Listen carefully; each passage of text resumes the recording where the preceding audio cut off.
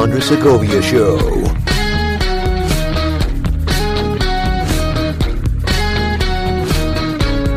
Hey everyone, it's Andres. Welcome to the program. This is another reaction video I'm doing.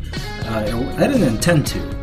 I didn't mean it to make this a real series of just reflecting on all these people saying that they're leaving California, but I guess the algorithm fed me this video called "Why Is Everyone Leaving California?" by Electric Infected.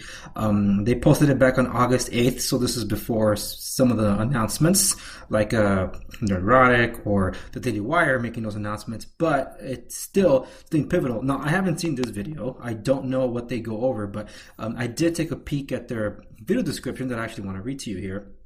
As here is the synopsis of it all. It used to be the California dream. Now it's the California nightmare. That was basic. In case you haven't heard, a ton of people are fleeing California. You can't blame them. We'll get into all the reasons why later, but the overall theme here is California sucks now. A total of 691,321 people moved from California to another state last year. That's more than the whole state of Wyoming every single year. And that was more than the previous year. It's like the dam breaking and people, and all the California people are spilling out all over the place. I'm sure there's a lot of people moving here too. About 500,000 people decided to move to California last year for whatever reason. I don't know. Maybe because it's warmer or for a job maybe. Anyways, the negative migration, that was the ninth year. The negative migration was the ninth year in a row for California. There are only a handful of other states that can claim that. Californians are moving to places like Texas, Florida, Arizona, Oregon, Washington, Colorado, and even New York. People are leaving the state of California in droves, and they could leave a lasting mark on the world's fifth largest economy. Now, yes, and I can already chime in on something here that based on the 2020 census that's being taken in California, there is a very real concern for those that are in politics that for the first time, that California not only did not gain a seat in the House of Representatives from the last census, there's a real danger they're going to lose seat counts on the House of Representatives, because the way it works is your population count, it's divided into whatever algorithm, and that's how many representatives you get assigned to your state. Senators remain as two. The House of Representatives is based on the population of said state, and in this case, we might actually lose a seat after not gaining one in the last census. So that's how many people are leaving, folks. Let's check this video out. This looks interesting. Joe Rogan is leaving Los Angeles. A person like Elon Musk saying no to California. You love California, but you are seriously considering leaving the state. So this is what's going on. I am leaving California. I love the state of California, but they do not want me here. I, like many others, have gotten out of California. There's been an exodus out of California for quite a number of years now. And why do they have to leave? Federal government says more than a quarter of America's homeless are in California. Any and everywhere you go, in and out of stores, homeless. Violent brawls in broad daylight. The San Francisco neighborhood where crime is getting so bad, people are scared to step outside their own homes. Plus, incidents like this are where hate residents are drawing the line. The most recent statistics from the U.S. Department of Justice show that violent crime rates in some California cities has increased by over 50%. In the shadow of the world-famous Hollywood sign sits the newest L.A. landmark. Piles of uncollected trash. They're everywhere. On the freeways, on the off-ramps, from downtown to the valley. Trash with rats munching on the waste. Much of it the byproduct of 36,000 people living on LA's streets. Yeah, and I don't know if I have probably mentioned it in my reaction video to fleeing California, but there was a hepatitis, I believe, a hepatitis infection breakout among the homeless population in 2019. That was a real concern. It was spreading everywhere. I don't think it started in LA, but it definitely multiplied in LA. I believe it started in San Diego. Either way, it was just breaking out in all these homeless encampments, and with the giant concentration of the homeless cities there in downtown Los Angeles, it was definitely a great concern. So I don't know what type of video this is. This looks and feels like a montage of things.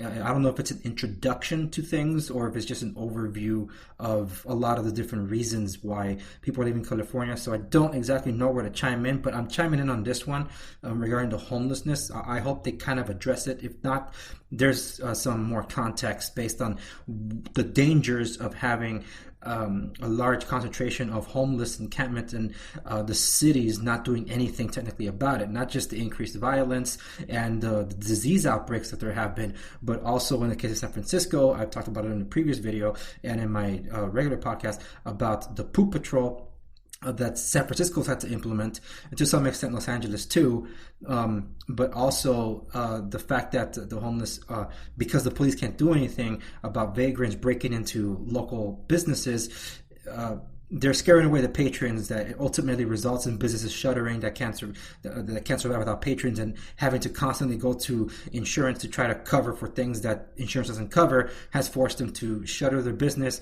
and in some cases before the pandemic move out of the state altogether. So this has happened. And just to chime in about the beginning of the video, I don't know who all those people are in the montage, so I can't chime in for that. Maybe it's said somewhere in the tags down here, but you can explore it for yourself. I'll leave a link to this video for yourselves too in the video description down below. And for those of you watching the website, www.dangerousdiscover.com, I'll leave it in the show notes for you to also take a look at the video. The homeless situation is so bad that there are maps dedicated to alerting the public about where there's human feces or needles. Every day in San Francisco, an average of 85 cars are broken into. A SoCal shocker. Los Angeles once again takes top honors for the most gridlocked city in the world. It is official. Yeah.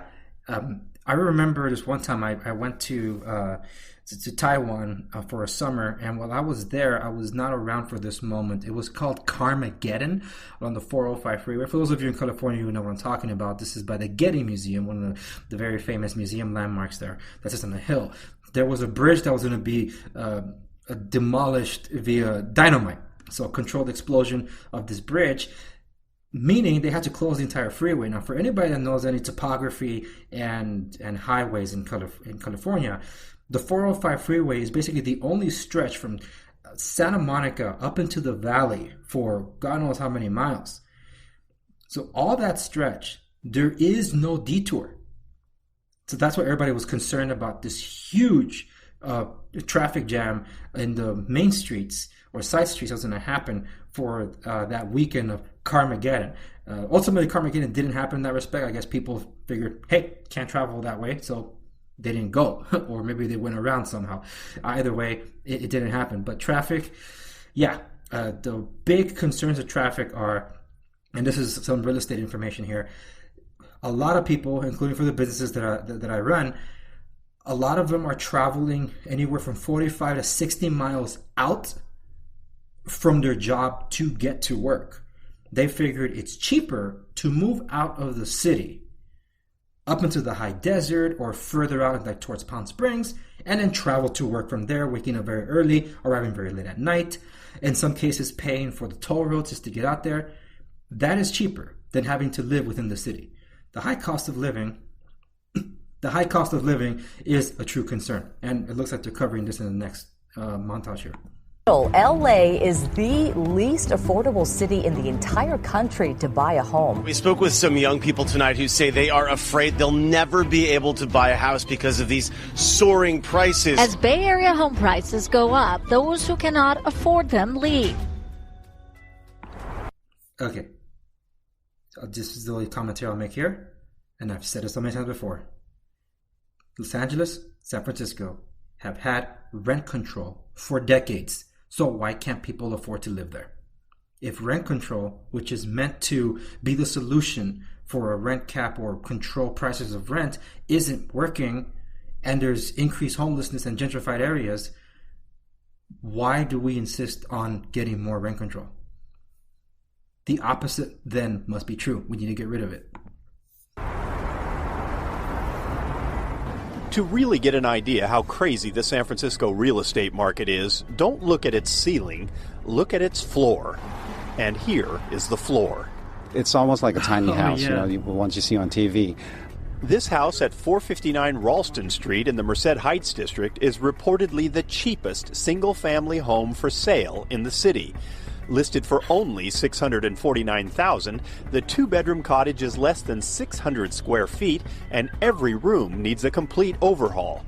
But remember, this is San Francisco. We just did an open house this weekend with 2 days, and so far we have about 100 parties walking through. So it's going to be very competitive. Built before the 1906 earthquake, no one even knows how old it is, since all the records were destroyed in the fire. It sits next to an upscale neighborhood that used to be the old Ingleside horse racing track. Some believe it may have been the residence of a local jockey or horseman.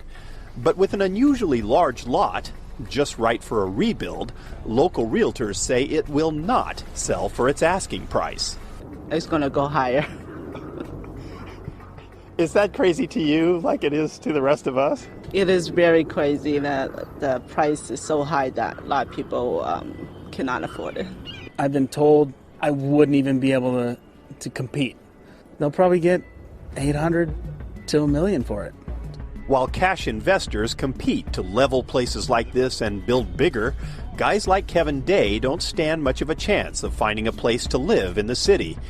And that's a problem, because Kevin is a San Francisco firefighter. There are so many people that have a leg up on me just because they have extra cash, extra people investing, and it's just me. And I'm looking for a place that I can fix up. You know? When a man charged with protecting a city can't even afford a house like this, something is seriously out of whack. Who knows? I might have to stay in my small studio apartment until I retire. Property taxes in California were about $7,200 a year, and our property taxes here are $2,800 a year. For the 40ers, moving to Nashville has allowed them to save for retirement. Scott no longer has to work 80-hour weeks. They traded in this 3,100 square foot house on a small lot in L.A. for a larger house on 7 acres in Tennessee, which even includes a building for their business. Somehow we have made it. Yes.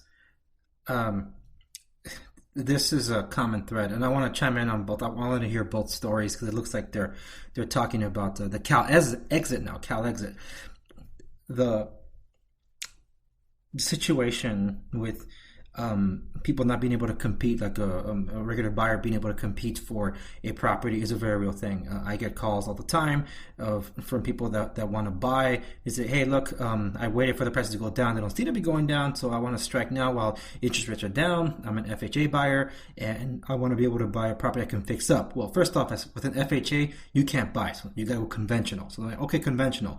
Like, okay, great. So you can buy a more or less fixer-upper with conventional. And in the areas they want to pick, they can't afford it. And if they can't afford it, they're outbidded. People get frustrated. I remember one of my first buyers, in fact, it was my first buyer that I dealt with. They were getting very demoralized going to so many houses every single weekend and not being able to get a bid in. And I've sold properties where I had agents ask me, are you really going to show our offer to your seller? And I told them, look, I'm not like other agents. I say what I mean, and it's illegal for me to withhold your offer, but I will show your offer. And some of them expressed just their discouragement in so many offers that they placed for so long. Some people looking for a house for a couple of months and just getting desperate, offering over asking to try to get a leg in through the door for even consideration for their offers. And at times they just don't get it, It's sad. And the flip side is true also for renting. I've seen that for renters. I was renting out a leased property in Santa Ana. It was a duplex that I managed there, and there was only one that was available. And I was getting calls and emails from the landlords asking, hey, you are listing this relatively high. Well, yeah, we're offering a good product. And it rented for higher because the tenants were competing for it. But the shocking part was that one unit was literally looked at probably, if I round up, it would be like 1,000 people. That's just crazy. That's why it went for higher. So just giving you an idea of what's going on out there. And yes, the trading in of look, I sold my property here to get something bigger out in another state. Absolutely, That happens a lot.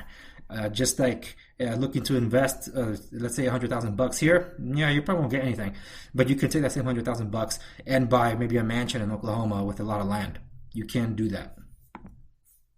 Untenable for people to run businesses here. Toyota is just the latest in a string of jobs and companies pulling out of California. You don't like doing business in California anymore, do you? You know, Stuart, it's a nightmare for business owners. 5.5 businesses a week are leaving California. Millennials are leaving. Business people are leaving. Anybody who's retired, they can't afford to live in California despite our weather. Companies leave for three primary reasons: high taxes, excessive regulations, and the threat of really ridiculous lawsuits. And business leaders here in Silicon Valley say right now there is no greater threat to their future business than the unreliability of the power grid. I mean, California is doing everything they can in terms of taxes, in terms of regulation, to get great companies out of here. And Silicon Valley right now is... the entire conversation is, why am I here? Why am I paying these prices? Why am I dealing with dysfunctional government on the local level, on the state level? And people are looking at Texas, Nevada, and Florida, and Tokyo. I mean, people want out of this town. That's a great montage of summaries of why businesses leave too. I know this was around the time that Tesla announced that they were leaving, but if you recall, because some of these companies that sponsor basically the politicians that want all these aggressive, just anti-business laws in place, Facebook, when they were going public, if anyone has seen The Social Network, they'll realize that Eduardo Saverin was part of the masthead and one of the co-founders of Facebook. He was basically the financier for this thing in its early stages. When it was going to go public, Eduardo Saverin rescinded or recanted his United States citizenship. So he was no longer a United States citizen. And by doing that, he saved so much in taxes as soon as it went public. It was considered a very smart move. I thought it was pretty selfish of him. But hey, you're looking after your interest because you were going to pay a boatload of money had he stayed as an American citizen when Facebook went public. Look it up. It's crazy. But yeah, these are a lot of sadly sob stories of businesses leaving, and that's why California just hates business people here. Oh, and they did mention the unreliable power grid. That's because California is trying to eliminate the reliance on fossil fuel type systems here. And in fact, the governor recently signed an order banning all fossil fuel vehicles by 2030, whatever it was. Just a few more years left. I think it might be 2035. But yeah, if you can't tax yourself into prosperity, you cannot legislate yourself into the future. That's what California is trying to do. In the years since the turn of the century, Los Angeles has grown from a sleepy pueblo to a vast, seething metropolitan city. Fine buildings, huge stores, busy citizens. A city which has grown faster than any other in America in the past decade, and which sees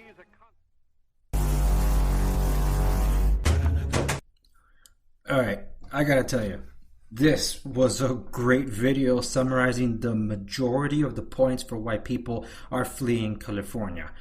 That's why you've seen people like Joe Rogan leave. He's in Texas. The Daily Wire ending up in Tennessee. Nerdrotic, on a smaller scale compared to the Daily Wire, just and anyone trying to make it here in California also leaving, and a lot of people that I know that have left California as well. Yeah, I'm not entirely all down on the negative side of these things about people leaving. I do believe there's hope. Hashtag Save California, but hashtag CalExit is real. And the other part of the CalExit argument is to break California up into 3 different states, which is not going to happen, at least not anytime soon. But there's been realistic plans as to why that can be feasible. It's not a conversation I'm going to entertain here, but from what I've seen, it does make some sort of sense. But it's in the attempt to basically break the one-party power grab that has been plaguing the state and running it into the ground for why so many people are leaving. And it's just getting worse this year. But hashtag Save California. I do believe there is hope around the corner. But the people need to prove it. I like this video. This was a good one. I recommend this video. Definitely. So check out the real video. You want to watch this without my interruptions. But this was a great summary of the general struggles that people go through, and I'm glad I saw it, and I'm glad I was able to share this with you all. Check out the original Electric Infected video. It'll be in the video description down below for those of you on YouTube, and for those of you watching on the website, www.dangersegovia.com, it'll be right there. Now, regarding real estate, if you find yourself in California, if you find yourself as someone that's trying to look for, to graduate from being a tenant to becoming a homeowner, and you probably see something like this, you'll be discouraged by it. But is there a possibility? There's always a possibility. So you're welcome to talk to me. My real estate resources can still be found at www.dangersegovia.com. But for just strictly real estate, you can go to segoviares.com. Should be appearing on the screen here. If not, it's definitely in the video description down below. And you can find the links also at the main website. So we can talk real estate. Do not be afraid. I've had people call me and says, I don't know if I can. It's like, hey, it doesn't hurt to talk about it. So you'll never know until you ask. So ask and you shall receive. So I'm here for you and I'm pulling for you. Thank you so much for watching this latest video of the Andre Segovia Show. Until next time, I'll see you on the next one.